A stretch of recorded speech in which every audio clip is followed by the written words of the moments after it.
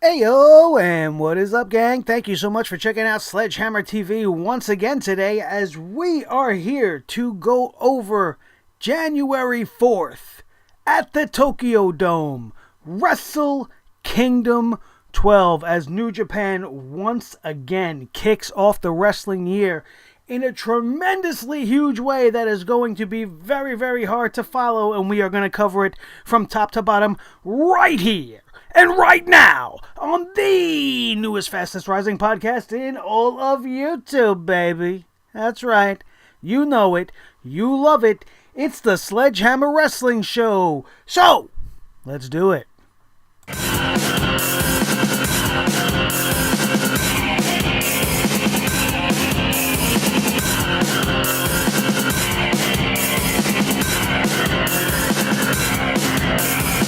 Sledgehammer Wrestling Show.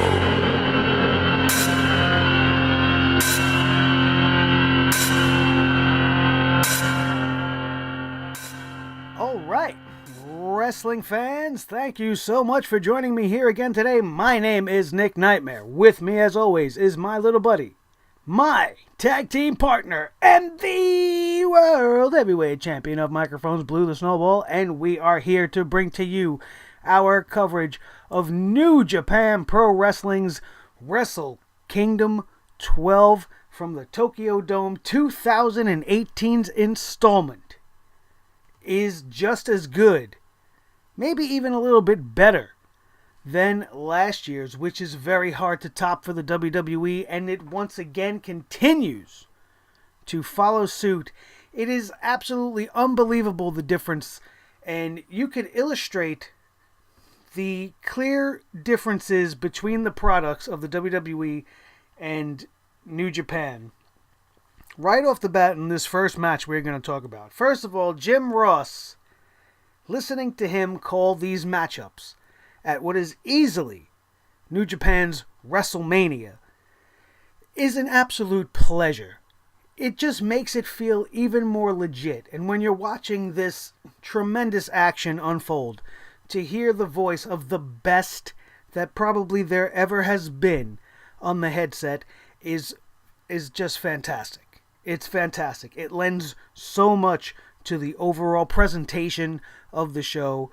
You know, Josh Barnett, he's okay, but definitely I would say a step below as far he is nowhere near on par with a talent the level of a Jim Ross. But he did not detract from the show. He didn't take away from it. He should just be a little bit more enthusiastic. He just sounds so, just kind of blah. Like, calling the action just so very monotone and so very like, oh, look at this, JR. This is the... No, man, be hype, man. What you're watching is so crazy. And I'm sure the guy's passionate about the business. It just doesn't come across in his delivery, especially when he's playing off of the legendary Jim Ross. But Wrestle Kingdom 12 kicked off with Cody Rhodes versus Kota Ibushi. Now this matchup, I want to tell you something. Before we talk about how great Wrestle Kingdom was, I want to use this as an example on just how stupid the WWE could be sometimes. See, now Kota Ibushi was smart enough to see the writing on the wall, and he told the WWE at the end of the Cruiserweight Classic, sorry, but I got stuff I want to do back home. Thanks, but no thanks. You could keep your tasty little contract. I don't need it right now. Absolutely the best move he's ever made. Cody Rhodes, the same exact thing. WWE wanted him to do this. He wanted to do that. The two sides could not come to an agreement. Cody Rhodes said, take your fat, tasty little contract. I don't need it. I'm going to go do something else somewhere else. And the fact that New Japan booked a match with two talents that the WWE had in their grasp. If the WWE had a true understanding of what the pulse of the wrestling industry truly is right now, what the wrestling fans truly want to see right now, especially as it pertains to wrestling styles and the type of matchups that we're getting. Cody Rhodes versus Kota Ibushi is a match that WWE definitely could have had underneath their umbrella. But they failed to sign these two guys. They don't have the vision, they don't have the faith, or just the creativity to come up with something as good as what we got here. There was so much heavy striking in this match that I felt it sitting on my couch. I felt like my jaw and my neck hurt just from watching this matchup. It was an unbelievable thing of beauty. Cody Rhodes is absolutely one of the best heels on the independent scene right now. I'm not digging the blonde hair. You know, I bring the hammer down. That's what we do here, and I'm going to be totally honest with you. I was not digging the blonde Cody Rhodes. I don't know if he's doing it as a tribute to his dad or just to do the Rhodes family thing, because they all are bleach blonde other than Cody Rhodes. I just don't think it was very flattering to him. You know, but Brandy Rhodes, the beautiful Brandy Rhodes, outside being a distraction at key moments in this matchup. Kota Ibushi seemingly could not get anything going on Cody Rhodes. He had his number. The amount of crazy suplexes that I seen in this matchup was absolutely something to behold. It was like Suplex City temporarily took residence in the Tokyo Dome throughout the night. The suplexes were flying free throughout all four of the matchups we got to see tonight. There was one spot in particular. Cody Rhodes hit Kota Ibushi with a crossroads from the ring apron to the outside onto the arena floor. It was breathtaking. It absolutely made me fear for the life of Kota Ibushi. It was something to behold. Absolutely fantastic matchup. The WWE should be embarrassed. Embarrassed that they cannot pull off a card the likes that we got tonight. We had a 3-hour show that featured 4 matchups that blows away anything the WWE could throw at us. From the quality of the wrestling to the amount of build and hype behind each matchup that we saw tonight, absolutely fantastic. Absolutely fantastic. Kota Ibushi would get the win in this match, hits the Gold Star Splash, gets the pinfall on Cody Rhodes. I have a feeling that this feud has only just begun. This might be the feud of the year. Kota Ibushi, top tier talent. Cody Rhodes, all you have to say is that name. You guys know what he's all about, how he's killing it on the indies, and he is one of the key players in New Japan right now. Being part of the Bullet Club is something that just took him to a whole nother level. This matchup was fantastic, a great way to kick off this show. It was followed up by a matchup for the IWGP Intercontinental Championship. And it is obvious to me, just by watching this match, that New Japan and that culture of wrestling in the Far East definitely has the same appreciation towards their Intercontinental Championship as we do here in the States for the WWE Intercontinental Championship. These two guys, Jay White and Hiroshi Tanahashi, what an incredible spectacle they put on. This was a showcase of pure wrestling. I got to see Jay White live at House of Glory, Glory of War, just a couple of months back, and I was very, very impressed with the match that he had with Cashflow Ken Broadway. He is fantastic. I didn't realize how good he was until I seen him up against Tanahashi tonight. This was such a great back and forth contest. Jay White looked fantastic in the ring. He's a smaller guy. He's got that cruiserweight feel to him, but he is just fantastic. This was a much more grounded match. The psychology of the match was fantastic. Jay White spent the entirety of the match just attacking Tanahashi's leg, going after the knee, repeatedly bashing it, and just taking it to such an extreme and bringing Tanahashi to such pain and hurting his knee so much that at one point he couldn't even stand on his feet. He went to go land doing a backflip over Jay White, and his knee buckled beneath the weight of just his own body. He couldn't even stand up. That's how damaged Jay White got the defending Intercontinental Champion. This was such a great match that you don't even need to know who they are. If you don't watch New Japan, go to Access TV, find the way to watch it, catch the replay. If you don't know who these guys are, you'll watch this match and you will know who they are for the rest of your life. And you will put them on your list of some of the best guys you've ever seen in the ring. This match was that good. I loved this match.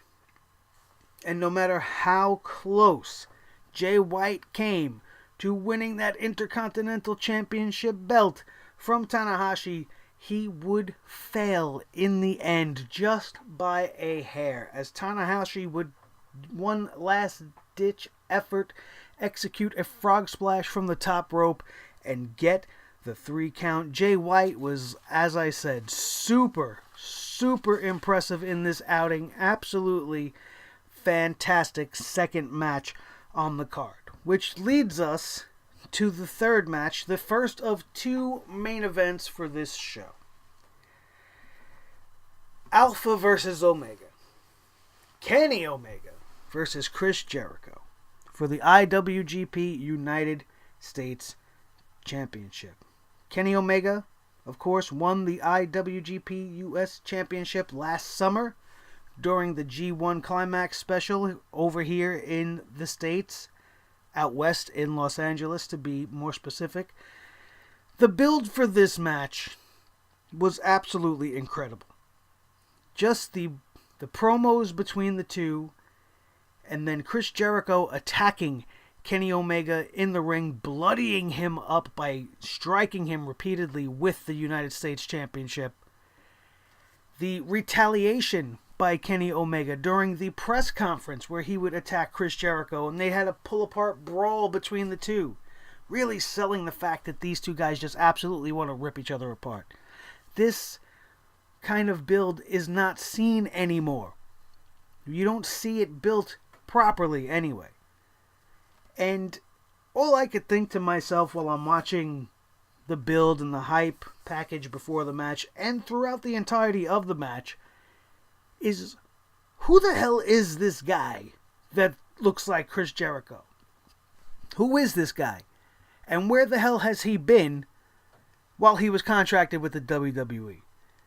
This is how you can see the difference between working in the WWE and working the independents. This is Chris Jericho with no handcuffs. This is Chris Jericho being a heel the way a heel is supposed to be. Absolutely fantastic matchup here. One of the best matches I've seen out of Chris Jericho, maybe even in the last decade.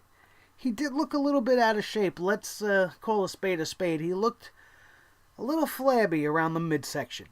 Like maybe he could have used another month to really get himself in prime condition. But if he could pull off the match he had tonight with Kenny Omega in the condition he was in, I can't even imagine what he could do if he got himself into better shape. Chris Jericho is everything he's always said he is. He is the best in the world. He brought Kenny Omega tonight through a dramatic and unbelievable match that absolutely delivered on all the hype that it sold. It was a no disqualification matchup, and everything about this match was just so much fun and so great to watch. I do have one little tidbit that I want to complain about. This is not specific to this match. This just seems to be like a theme in New Japan. As the more I've been watching, the more I've realized that the finishing move or your signature move really doesn't mean shit in Japan. It really doesn't. How many times I actually lost count that Chris Jericho was hit with the V-trigger knee strike, which is supposed to be strong enough to take out most opponents. I think maybe he was hit with it about 8 times. I mean, after about the 3rd time you get hit with it, I think you should move to something else. It's obviously not working. This move is not strong enough to take out your opponent. You could even apply that to the finishing moves, the high impact, the move that the guy hits that you know is going to be the end of the match. Like, for example, Okada. His name is the Rainmaker. His nickname. His finishing move is the Rainmaker. And he has to hit it about 6 times on no matter what opponent he's in there against to finally score the victory. And in most cases, he has to hit it after doing like 2 or 3 other super impressive moves. The same could be said here with Omega and Jericho and in the 2 previous matches that we were talking about before. It's just a recurring thing that I don't see why they do that. Why they don't protect the moves and place the importance on the move.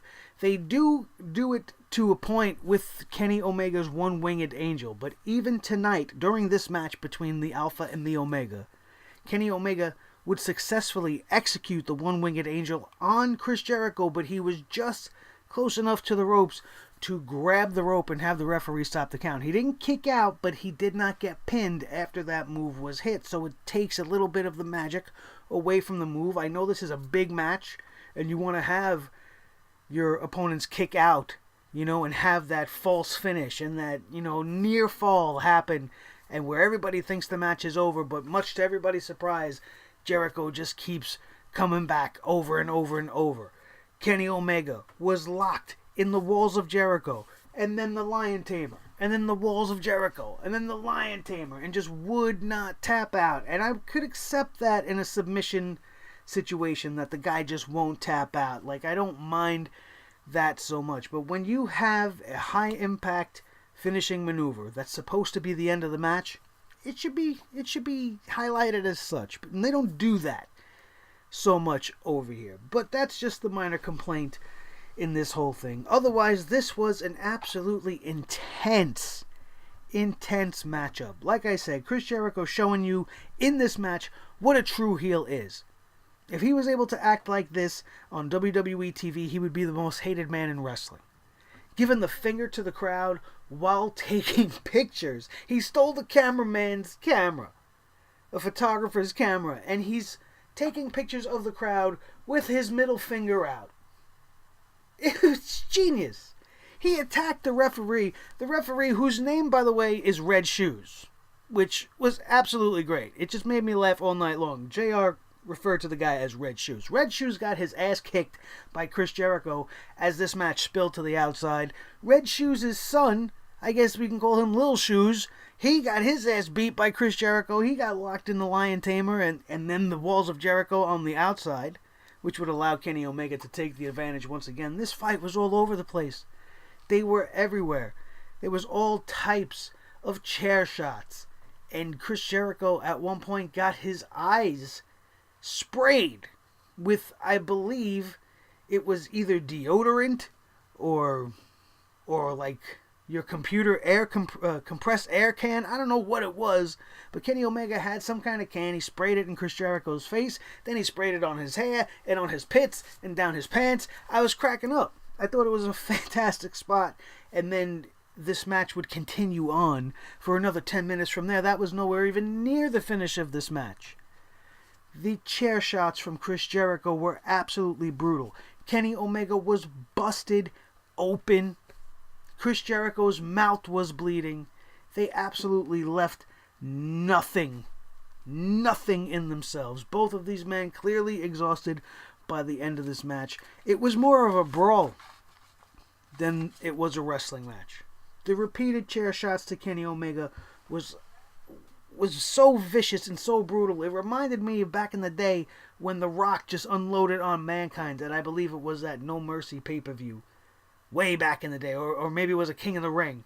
I forget exactly what it was, but it was just that vicious where you actually felt bad for Kenny Omega at some point. He was breaking the bottoms off of these chairs. They were just flying off everywhere. Absolutely fantastic. Then we have the V-Trigger party that took place as we come more towards the end of the match. 3 V-Triggers in a row, then an inverted pile driver, a V-Trigger again, and then Chris Jericho would still kick out. He would set Chris Jericho up for the One-Winged Angel, And upon executing it, Chris Jericho would end up rolling through and then apply the walls of Jericho. And then changes it to the Lion Tamer and then back to the walls of Jericho. Once again, it was a lot of high drama spots. Kenny Omega almost tapping on a few occasions until he got himself to the ropes and had Chris Jericho forced to break the hold. 35 minutes and 38 seconds later, Kenny Omega wins with a one-winged angel on top of a steel chair in the middle of the ring, pinning the best in the world, the Alpha Chris Jericho, getting the first shot in what is clearly not the end of this feud between the two. It was a great match. So much back and forth action. Chris Jericho went through a table on the outside.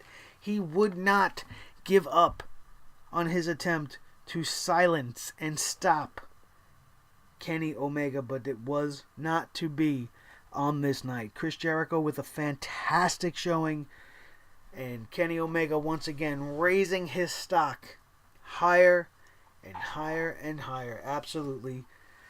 So much fun. So much fun. And it fulfills you as a wrestling fan. And it just makes you feel great that this kind of stuff actually is still going on. And it just makes you also a little bit sad because you just don't understand why you can't get this with the characters that you love, that you are used to seeing, that you want to see in mainstream TV on the WWE. The biggest and supposed to be best wrestling company in the world. And they can't put on a wrestling show anywhere near as good as what we got tonight. In the main event for the IWGP Heavyweight Championship of the World, the champion, the Rainmaker, Kazuchika Okada versus Tetsuya Naito. Now, as I've told you guys many times before, I do not watch New Japan on the regular. I probably should, being that I enjoy it so much every time they have a big special.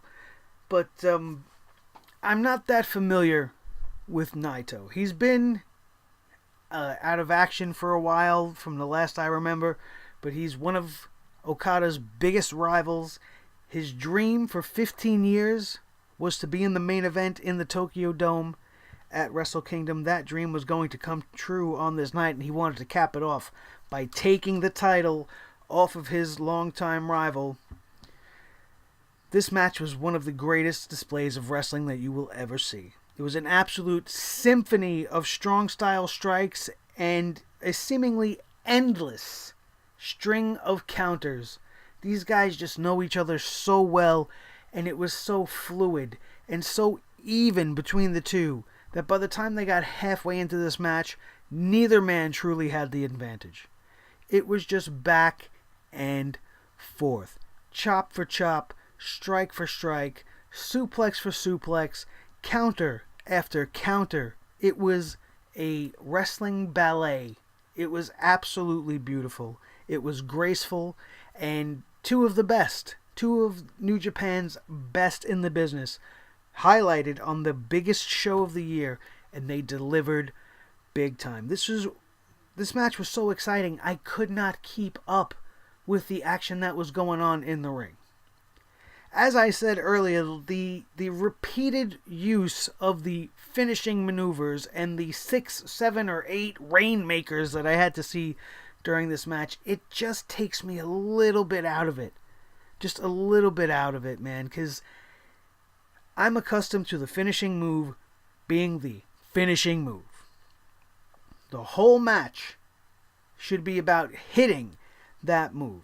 The opponent should effectively dodge and counter that move at every turn if he is not going to be pinned by that move. That is my only complaint about this match. My only complaint about the pay-per-view overall. In the style, I guess, the strong style Japan wrestling. I just don't like that. I don't like it. It took away from this absolutely beautiful match. Lots of high impact offense. Naito, at one point, hits a reverse Frankensteiner from the top rope for the first near 3 count of the whole entire match. And it would just get even crazier from there. he actually, Okada would hit 3 or 4 of the Rainmakers that he attempted. I think that would be about a 50% hit to miss ratio. And every single time Naito would kick out, you would see the frustration building on Okada's face, as it was probably building on my face. Naito went to execute the Stardust Press, his old finishing maneuver, which is a corkscrew 450 splash from the top rope, and would miss as Okada would move out of the way. The fans at this point in the match were just at an absolute fever pitch, which is very unusual when you're watching New Japan. Usually their, audience is much more respectful. They're not as rowdy, but this match got them going. There was just a steady buzz in the crowd throughout the entirety of this match. Both men, towards the, I want to say maybe 30-minute, 40-minute mark even, were just physically and emotionally exhausted. You could see it. They absolutely played this match to perfection, but the battle would keep going and it would just get even more vicious. They traded forearms in the middle of the ring, stiff slaps. Naito once again would duck a Rainmaker and hit the Destino, his finishing maneuver, but Okada would kick out, and then he would gain the advantage once again. Naito going for that Destino one final time, and it would be going to the well one too many times, as that would be countered by Okada, who would hit the final Rainmaker of the evening and finally get the best of his challenger here. 1, 2, 3. No title changes on this evening. Every champion successfully defended their title and probably started a long-term storyline going forward. What they did not show on the Access TV broadcast, which I was made aware of as I looked online quickly before I logged in to do this show for you guys, was apparently Chris Jericho at the end of the show came out and attacked Naito. Now, there was some Twitter shenanigans going on between Jericho and Naito before tonight, as Naito, pretty much told Chris Jericho, hey, listen, it's great you're coming here, but my match with Okada is the main event. You guys are not the main event. And I guess there was some heat there. And now, apparently, after falling to the champion, Naito's next opponent looks like it's going to be Chris Jericho. He looks to be sticking around in New Japan for a while, which I think is fantastic. What's next? Possibly another Omega-Okada match where Kenny Omega maybe finally wins the heavyweight championship of the world. Who knows what the future holds for New Japan. Tonight, if it was any indication, was absolutely fantastic, and their future is only going to be brighter and brighter and brighter. They did not also show the Fatal 4-Way, the first ever Fatal 4-Way in New Japan's history, which will feature Marty Scurll for the light heavyweight championship. We will talk a little bit about that. They are going to air that this Friday. I'm going to watch that show in case they do show anything regarding this Chris Jericho attack on Naito. I'm sure there were a couple of other matches on the undercard that we will get to see as well. I truly enjoyed Wrestle Kingdom 12. What they showed on Access tonight, absolutely fantastic. Absolutely fantastic. We may have seen 4 of the matches of the year. They were all that good. It is that serious, and the WWE really needs to up their game. The only competition for New Japan right now truly is Ring of Honor. It really is, especially with Cody Rhodes' big plan. And they're kind of one and the same, as they use a lot of the same talent. They have some sort of an open working agreement between the two companies. The Bullet Club does show up in Ring of Honor. There is history there between the two. It's going to be a very interesting year in wrestling. New Japan did this to us last year with Omega and Okada. They kicked it off, and many of the lists for the best matches of 2017 had that match still in the top 3 matches of the year. So the deck is stacked for the rest of the talent throughout the world of professional wrestling. New Japan strikes first. Wrestle Kingdom stacks the deck. Can the Royal Rumble bounce back and give us anything that can compete with this?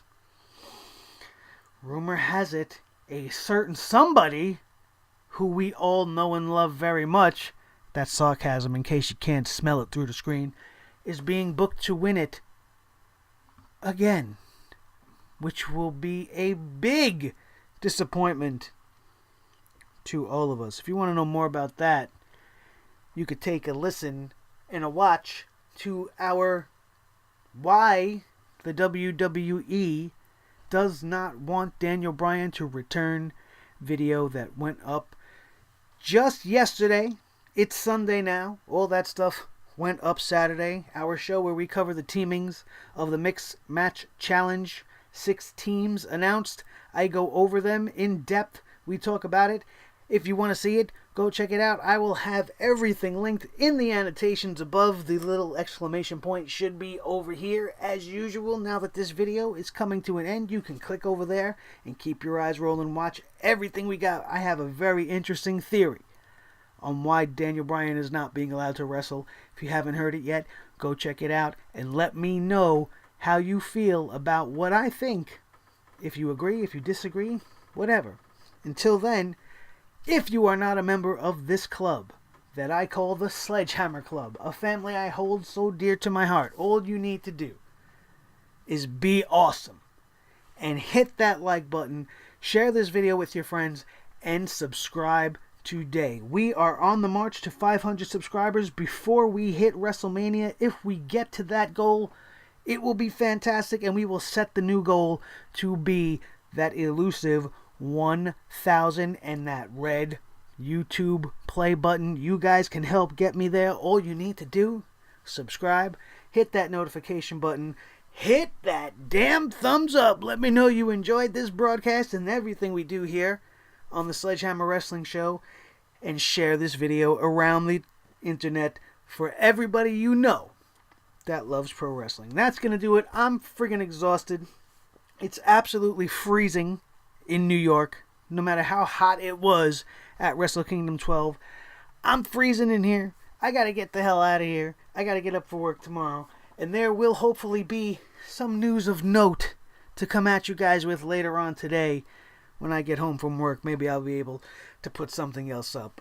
If not, we will see you Monday night for the Monday Night Raw review, and then Tuesday for SmackDown Live. That is going to do it. My name is Nick Nightmare. This is Blue the Snowball Microphone, the world heavyweight champion of microphones. Maybe his ultimate challenger is one of the microphones from New Japan Pro Wrestling. Maybe one day he'll have to defend this title over there and give us a 5-star classic, courtesy of Wrestle Kingdom. Maybe Wrestle Kingdom 13, Blue versus New Japan mic number 9, or whatever mic they want to throw at me. Let's do it. Let's make it happen. That's absolutely ridiculous. You see how tired I am? I'm talking nonsense. That is going to do it. And we are out of here. And we will see you next time. Right here on the newest, fastest rising podcast in all of YouTube, baby. The Sledgehammer Wrestling Show. Only on Sledgehammer TV. Right here on YouTube.com. I love you guys so much. You'll never even know. Thank you so much. And have a good night.